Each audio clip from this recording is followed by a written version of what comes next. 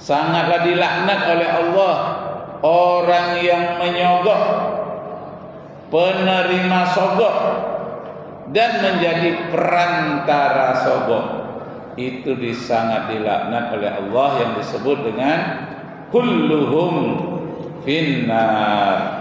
Semua mereka akan dimasukkan ke neraka. Na'udzubillahi min dzalik. Jadi kaum muslimin yang berbahagia, sudah jelas ajaran Islam memberikan tuntunan bagaimana posisi sebagai eksekutif dalam bidang pemerintah, juga dalam bidang yudikatif, melaksanakan undang-undang, mengawasi. Begitu juga pihak pihak legislatif yang membuat undang-undang, membuat peraturan. Sudah banyak contohnya semenjak dari masa Rasulullah sampai kepada masa sekarang ini. Karena itu kita perlu memetik buah atau butir-butir yang sangat berharga semenjak zaman dahulu kala. Bijaklah, ajaklah manusia dengan penuh hikmah, dan jangan ada yang menipu, dan jangan ada yang sampai tertipu.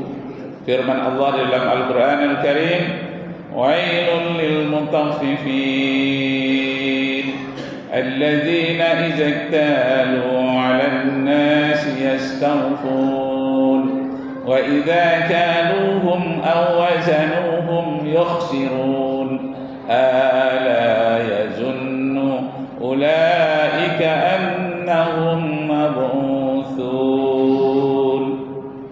Celaka besar bagi orang penipu apabila dia menyuruh orang lain menimbang mengukur.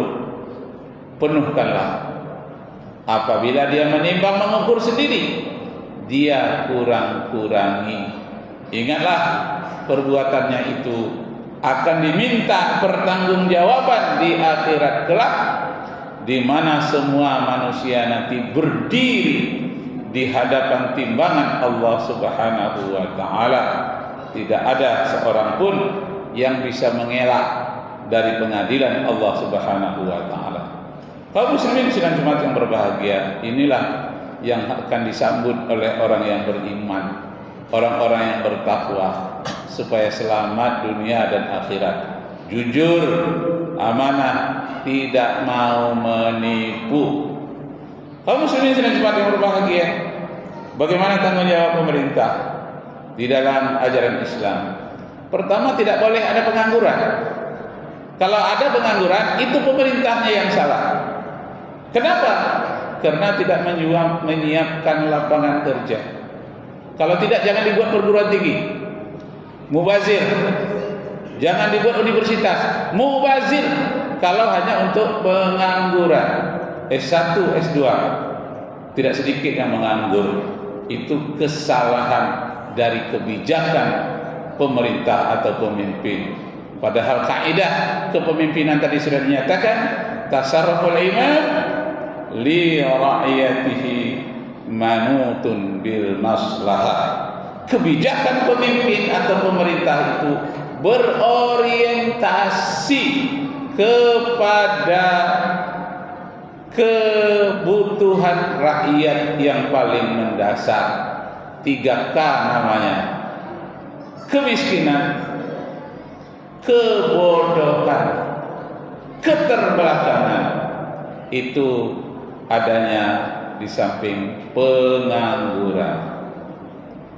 Pengangguran itu tidak ada di zaman pemerintahan Umar bin Abdul Aziz, seorang khalifah yang sangat terkenal pada daulat Umayyah.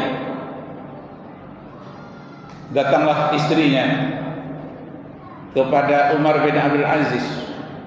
Umar Abdul Aziz ini pimpinan tertinggi, khalifah di dunia Islam. 2/3 dunia ini telah dikuasai oleh Islam di zaman Umar bin Abdul Aziz. Datang istrinya mengatakan, mengingat begitu besarnya kekuasaan umat Islam dan begitu banyaknya uang yang didapatkan melalui zakat, melalui jizyah, dan banyak lagi hal-hal yang lain kemasukan negara. Sudah patut istri seorang khalifah memakai pakaian yang mewah. Kata Umar Ibn Aziz, tidak, rakyat kita masih banyak menderita.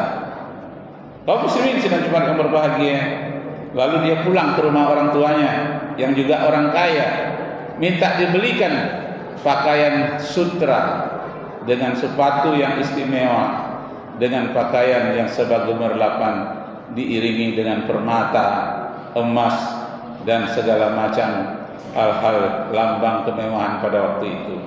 Setelah itu dibawanya ke hadapan Umar bin Abdul Aziz, dipakainya. Apa kata Umar bin Abdul Aziz? Pilih satu di antara dua. Kau bermewah-mewah dengan pakaian indahmu, kita bercerai. Engkau pulang ke rumah orang tuamu, pakailah pakaian istimewa itu. Tapi kalau engkau ingin hidup bersama dengan Umar bin Abdul Aziz, engkau jual semua barang-barang mewah itu, berikan modal kepada fakir miskin supaya tidak ada yang menganggur, tidak ada yang kelaparan.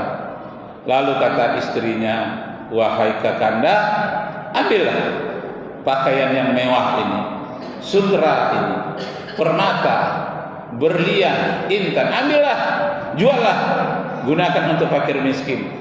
Tidak ada gunanya bagiku pakaian mewah ini kalau Umar bin Abdul Aziz tidak ada di sampingku.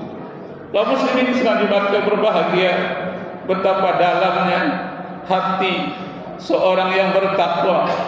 Dia ingat kepada Allah, tak berani dia bermewah-mewah dengan kehidupan dunia, tidak mau menipu, dan tidak mau dia bersenang-senang di tengah masyarakatnya yang menderita. Sehingga tidak ada pada waktu itu orang yang menganggur, tidak ada lagi pada waktu itu orang yang mau menerima zakat, karena masing-masing orang sudah berzakat. Kaum muslimin yang berbahagia, begitulah contoh pemerintah yang adil, pemerintahan yang berorientasi kepada kesejahteraan masyarakatnya. Kaum muslimin yang berbahagia, kalau kita sudah menjalankan seperti itu, maka Allah janjikan, walau anna ahlul qura amanu wattaqau la fatahna alaihim barakatin minas sama'i wal ard walakin kadzabu fa akhaznahum bima kanu yaksibun. Seandainya penduduk pada suatu negara